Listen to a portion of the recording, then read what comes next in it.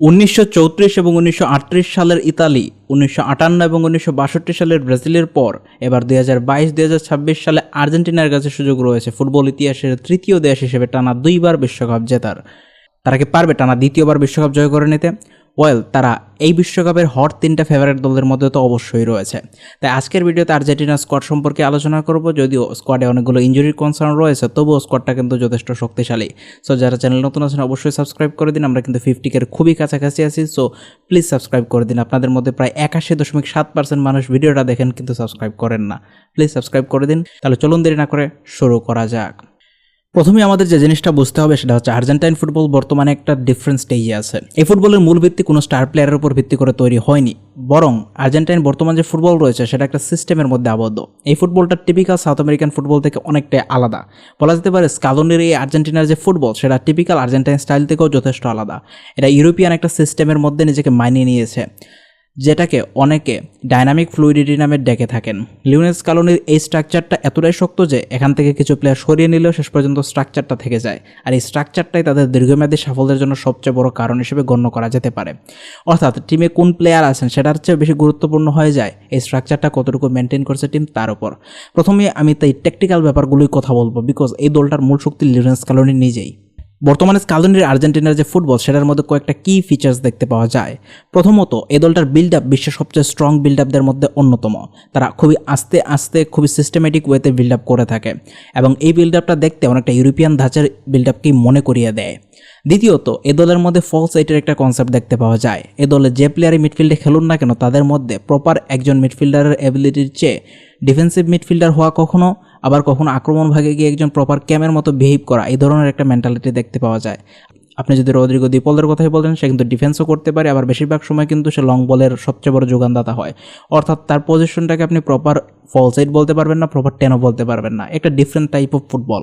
তাছাড়াও আমরা এনজো বা বাকি যে প্লেয়ারদের কথাই বলবো, তাদের খেলার মধ্যে একজন প্রপার মিডফিল্ডারের চেয়ে অ্যাটাকিং মিডফিল্ডার অথবা ডিফেন্সিভ মিডফিল্ডার এই ভাগে ভাগ করা সহজ হয়ে পড়ে। আরেকটা বড় ফিচার হচ্ছে এই দলটার উপর ইতালিয়ান ফুটবলের একটা বড় প্রভাব দেখতে পাওয়া যায়। ইতালিয়ান ফুটবলে লিবেরো নামক একটি কনসেপ্ট রয়েছে, যেখানে মিডফিল্ড থেকে বিল্ড আপের একটা বড় গুরুত্ব দেওয়া হয়। তার উপর ইতালিয়ান ফুটবলের লং বল তো সবারই বিখ্যাত। সো আর্জেন্টিনা এই দলের মধ্যেও কিন্তু সেই লং বলের এবিলিটি দেখতে পাওয়া যায়।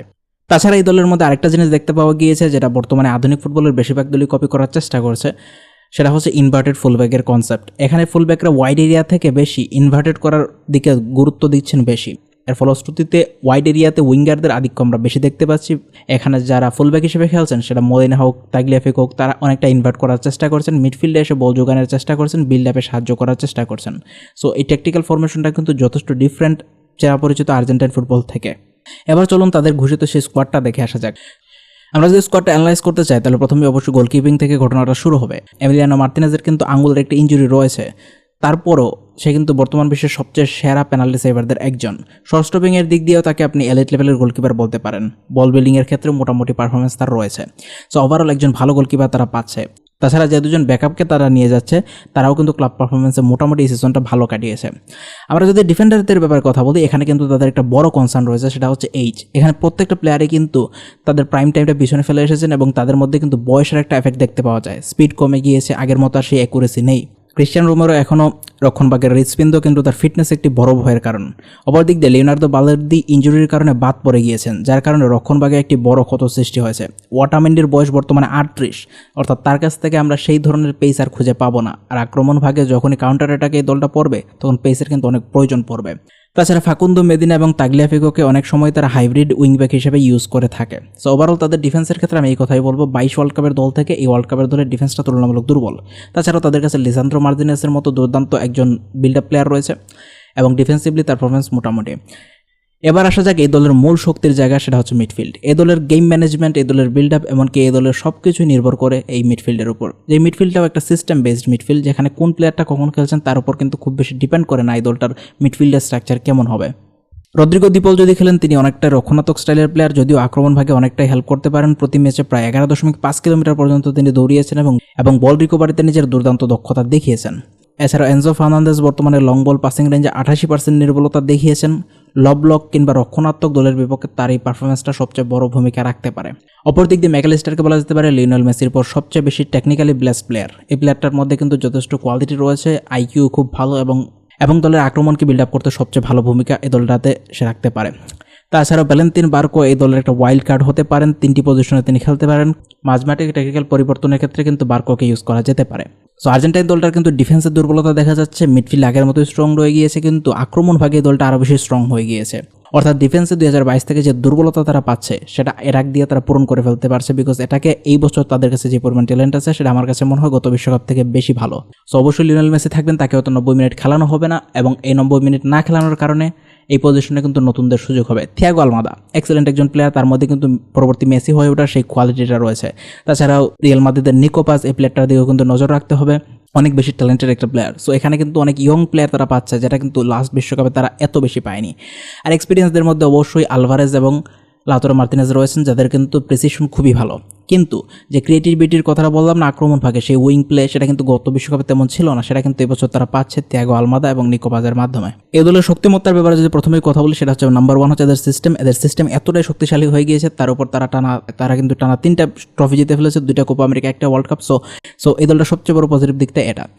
এরপর পজিটিভ দিকটা বলতে গেলে এই দলটাতে কিছু নতুন তারকা যুক্ত হয়েছে, যাদের মধ্যে আক্রমণ ভাগে ধার তৈরি করার কিন্তু অনেক বড় একটা কোয়ালিটি রয়েছে। এবার যদি দুর্বলতার ক্ষেত্রে কথা বলি, আমি আবারও বললাম তাদের ডিফেন্সের এইজটা কিন্তু অনেক বড় একটা ইস্যু। আমেরিকার এই বিশ্বকাপটা কিন্তু ফুটবল ইতিহাসের সবচেয়ে গরম বিশ্বকাপগুলোর একটি হতে চলেছে। এখানে কিন্তু এক্সট্রা কুলিং ব্যাকও যুক্ত করা হয়েছে। সো এত বেশি বয়সে এত হাই পাসিং ফুটবল, এত গরমের মধ্যে তারা কীরকম পারফর্ম করবেন সেটা কিন্তু দেখার বিষয়। তাছাড়া আক্রমণ ভাগে যখন আর্জেন্টিনা এগিয়ে যায়, তারা একটা হাইলাইন গেম বেল খেলার চেষ্টা করে। যে হাইলাইন ফুটবল তারা খেলে, সেক্ষেত্রে যে দলগুলো কাউন্টার অ্যাটাকে খুবই ভালো, তারা কিন্তু এই দলটাকে বিপদে ফেলতে পারে। যেহেতু আমি আবার বললাম তাদের মিড ডিফেন্স আছে, সেই ডিফেন্সে কিন্তু এই যে একটা বড় ইস্যু হয়ে দাঁড়ায়। তাছাড়াও এই দলটার অনেক বড় একটা ইস্যু রয়ে গিয়েছে, সেটা হচ্ছে মেসি নির্ভরতা। লিওনেল মেসির উপর কিন্তু এখনও এই দলটার ইমোশনাল থেকে শুরু করে টেকনিক্যাল অনেক কিছু নির্ভর করে। এবার হচ্ছে ফাইনাল প্রেডিকশন, যেটা হচ্ছে এই ভিডিওটার মূল টপিক। প্রথমত, গত 4 বছর ধরে তারা কোনো টপ দলের বিপক্ষে খেলেনি, এটা কিন্তু অনেক বড় একটা ইস্যু।